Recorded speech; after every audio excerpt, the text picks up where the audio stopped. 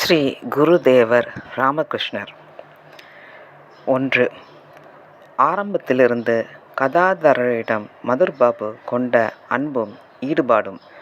காளியின் அர்ச்சகராக. கதாதரரை கண்டது முதலே மதுர்பாபு அவரிடம் மிகவும் ஈர்க்கப்பட்டிருந்தார்.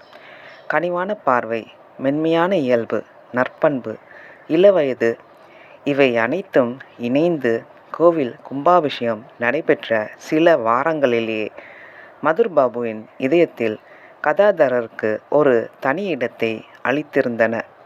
நமது வாழ்நாள் முழுவதும் யாருடன் நெருங்கி தொடர்பு வைத்து கொள்ள வேண்டும் என்று இருக்கிறதோ அவரை காணும் முதல் சந்திப்பிலேயே இனம் புரியாத உணர்ச்சி ஒன்று அவருடன் நமக்கு ஒரு பிணைப்பை உண்டாக்கி விடுவதை நாம் அறிவோம். முற்பிறவி தொடர்பை ஒட்டிய எண்ணங்களில் தொடர்ச்சியே இத்தகைய கவர்ச்சிக்கு காரணம் என்று சாஸ்திரங்கள் கூறுகின்றன. பின்னாளில் குருதேவருக்கும் மதுர்பாபுவுக்கும் இடையே நிலவிய ஆழ்ந்த அன்பின் பிணைப்பினை நாம் எண்ணும்போது அவர்களிடையே ஏற்பட்டதும் இத்தகைய கவர்ச்சிதான் என்பது தெரிகிறது. கோவில் கும்பாபிஷேகம் நிறைவுற்று 1 மாதம் ஆயிற்று. கதாதரரும் தமையனாரின் விருப்பத்திற்கிணங்கி தட்சிணேஸ்வரத்தில் எவ்வாறோ நாட்களை கழித்தார். அவர்பால் ஈர்க்கப்பட்ட மதுர்பாபு அன்னை காளியின் திருவுருவத்தை அலங்கரிக்கும் பொறுப்பை அவரிடம் ஒப்படைக்க எண்ணினார். இது விஷயமாக ராம்குமாரிடம் கலந்து ஆலோசித்தார். இது நடக்கும் என்று ராம்குமாருக்கு தோன்றவில்லை. தம்பியை பற்றித்தான் அவருக்கு நன்றாக தெரியுமே, அவன் இதனை ஏற்றுக்கொள்ள மாட்டான் என்று கூறி அவனது மனநிலையை மதுர்பாபுவிடம் விவரமாக கூறினார் ராம்குமார். மதுர்பாபு எளிதில் அதனை விட்டுவிடவில்லை. உடனடியாக முடியாமல் போனாலும் அதனை நிறைவேற்றுவதற்கான தருணத்தை எதிர்பார்த்து காத்திருந்தார். கதாதரரின் எதிர்கால வாழ்க்கையுடன் நெருங்கிய தொடர்பு கொள்ள போகின்ற வேறொருவர் இந்த சமயத்தில் தட்சிணேஸ்வரத்திற்கு வந்தார். அவர் ஹிருதய ராம் முகோபாத்யாயர். கதாதரரின் ஒன்றுவிட்ட சகோதரி ஏமாங்கினியின் மகனான ஹிருதய ராம் வேலை தேடி பர்த்வானுக்கு வந்தார். 2. குருதேவரின் மருமகன் ஹிருதயர். அவருக்கு வயது 16. கிராமத்திலிருந்து பர்த்வான் நகரில் குடியேறியிருந்த நண்பர் ஒருவர் வீட்டில் சில காலம் தங்கியிருந்து வேலை முயற்சிகளை செய்தார். ஆனால் எந்த வேலையும் கிடைக்கவில்லை. அந்த வேலையில்தான் தாய்மாமன் இருவர் ராணி ராசமணி கட்டிய கோவிலில் நன்மதிப்புடன் வாழ்ந்து வருவதை அறிந்தார். அங்கு சென்றால் ஒருவேளை தாம் வேலை தேடி வந்த நோக்கம் நிறைவேறலாம் என்று எண்ணி தட்சிணேஸ்வரத்திற்கு வந்தார். கதாதரரும் ஹிருதயரும் சம வயதினர். குழந்தை பருவத்திலிருந்தே ஒருவரை ஒருவர் நன்கு அறிந்தவர்கள். எனவே ஹிருதயர் அங்கே மகிழ்ச்சியாக நாட்களை கழித்தார்.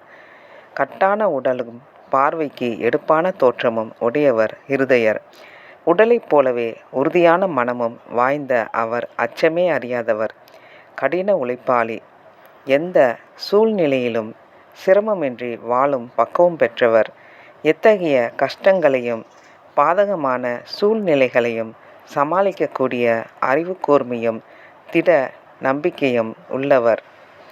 குறிப்பாக கதாதரரிடம் உள்ளார்ந்த அன்பு உடையவர். சின்ன மாமனின் மகிழ்ச்சிக்காக எத்தனை இன்னல்கள் வேண்டுமானாலும் ஏற்க தயாராக இருப்பவர். எப்போதும் துருதுரு என்று இருந்த ஹிருதயரிடம் சித்திக்கும் திறன் மட்டும் மருந்துக்கும் இல்லை. அதனால் சாதாரண லௌகீக மக்களைப் போல எப்போதும் சுயநல முயற்சியிலேயே ஈடுபட்டிருப்பார்.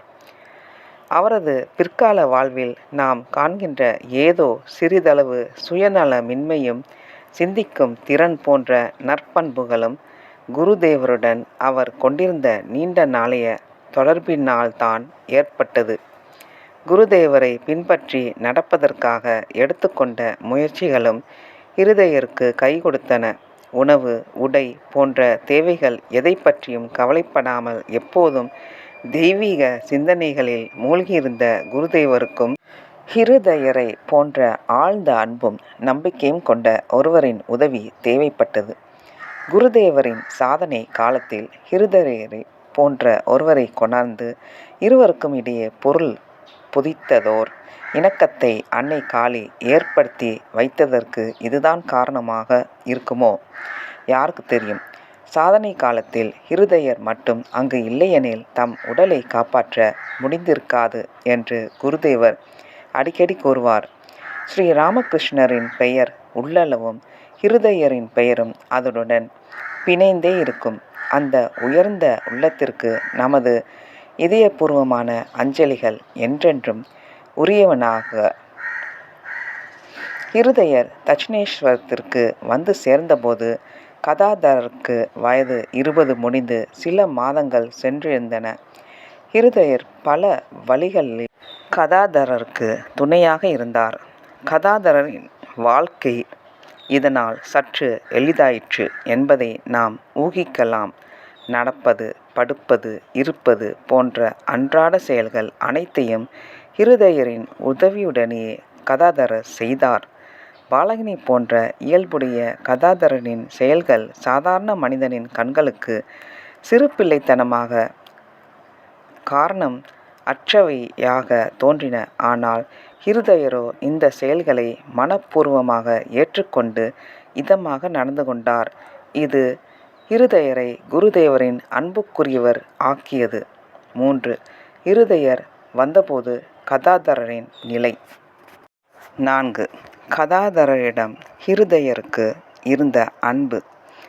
ஹிருதயர் கூறினார், இனம் காணா முடியாத ஈர்ப்பு ஒன்று அந்த நாட்களில் எனக்கு குருதேவரிடம் இருந்தது. நிழல் போல் எப்போதும் நான் அவருடனே இருப்பேன். ஒரு நிமிட நேரம் அவரை பிரிந்திருப்பது கூட எனக்கு வேதனை அளிப்பதாக இருந்தது. அவருடனே நடந்தேன், அவருடனே உறங்கினேன்.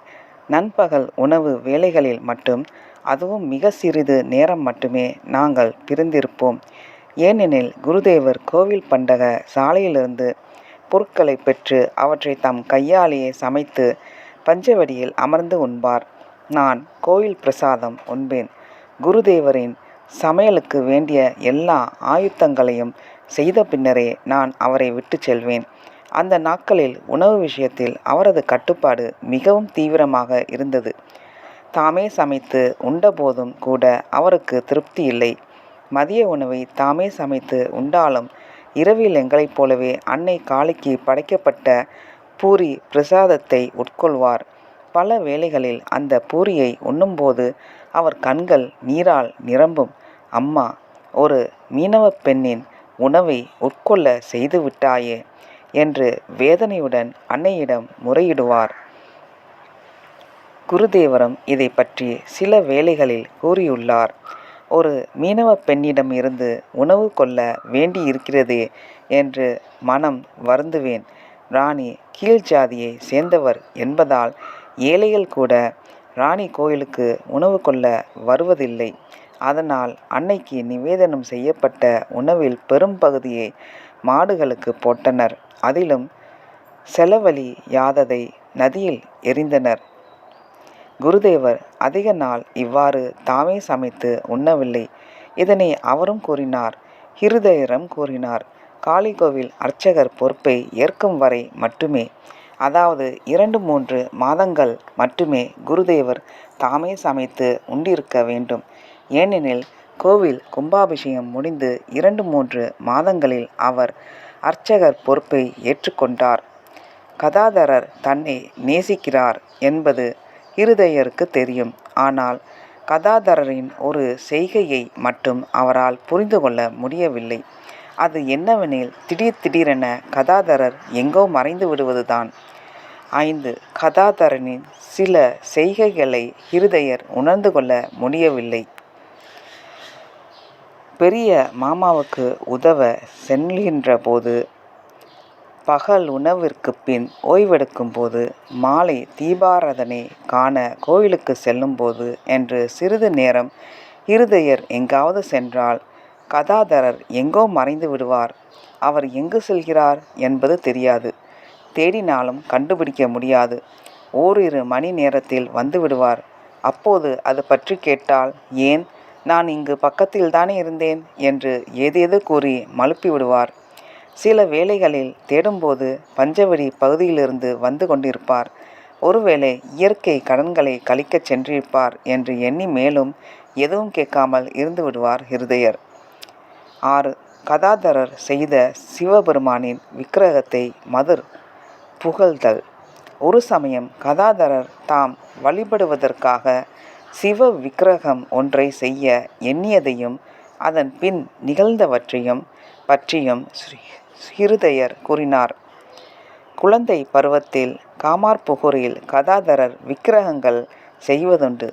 இப்போது அந்த ஆசை எழுந்தவுடனே ஆற்றங்கரைக்கு சென்று மண் எடுத்து காளை வாகனம், சூலம், உடுக்கை ஆகியவற்றுடன் சிவ விக்கிரகம் ஒன்றை செய்து வழிபடத் தொடங்கினார். கங்கை கரையில் உலவி கொண்டிருந்த மதுர்பாபு தற்செயலாக அங்கு வர நேர்ந்தது. எந்த தெய்வத்தை இவ்வாறு பக்தி பரவசமாக பூஜை செய்கிறார் என்பதை அறிய விரும்பிய அவர் அருகில் சென்று பார்த்தார். அது ஒரு சிவ விக்கிரகமாக இருந்தது. சிறியதாக இருந்தாலும் அது மிகவும் அழகாக இருந்தது. அதை கண்ட மதுர்பாபு மிகவும் மகிழ்ந்தார். தெய்வீக பொலிவு மிக்க இத்தனை அழகான விக்கிரகம் வாங்க கிடைக்காது என்பதை அறிந்திருந்த அவர் ஹிருதயரிடம், இந்த விக்கிரகம் எங்கிருந்து கிடைத்தது, இதனை செய்தது யார் என்று கேட்டார். கதாதரரே அந்த விக்கிரகத்தை செய்தார்.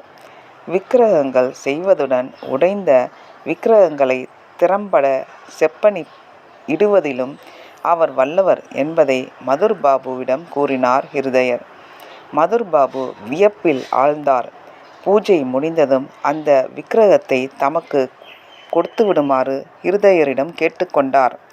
அவ்வாறே வழிபாடு முடிந்ததும் கதாதரரின் அனுமதியுடன் அந்த விக்கிரகத்தை மதுர்பாபுவிற்கு கொடுத்தார் ஹிருதயர். அருகில் வைத்து அதனை மிகவும் நுணுக்கமாக பார்த்தபோது அதன் அழகால் மிகவும் கவரப்பட்டார் மதுர். தெய்வீக பொலிவுடன் திகழ்ந்த அந்த விக்கிரகத்தை ராணி ராசமணியும் கண்டுகளிக்க வேண்டும் என்பதற்காக அவருக்கு அனுப்பி வைத்தார். ராணியும் அதன் அழகால் மிகவும் கவரப்பட்டார். அதனை குருதேவர்தான் செய்தார் என்பதனை அறிந்தபோது அவரது களிப்பு இருமடங்காகியது. இந்த நிகழ்ச்சிக்கு சில நாட்கள் முன்புதான் கதாதரரை கோவில் பணியில் நியமிக்கலாம் என்ற எண்ணம் மதுர்பாபுவின் மனதிலும் தோன்றியிருந்தது. இப்போது அந்த எண்ணம் மேலும் வலுப்பெற்றது. மதுர்பாபுவின் இந்த விருப்பத்தை பற்றி ராம்குமார் கதாதரரிடம் முன்பே கூறியிருந்தார். ஆனால் அதில் கதாதரர் சிறிதும் ஈடுபாடு காட்டவில்லை. நினைவு தெரிந்த நாளிலிருந்து இறைவன் ஒருவனை தவிர வேறொருவரின் கீழ் பணி செய்யக்கூடாது என்ற தீர்மானத்தோடு வாழ்ந்த அவரால் எப்படி அதனை ஏற்றுக்கொள்ள முடியும்? வேலை பார்ப்பது பற்றி குருதேவர் பலமுறை எங்களிடம் கூறியதுண்டு.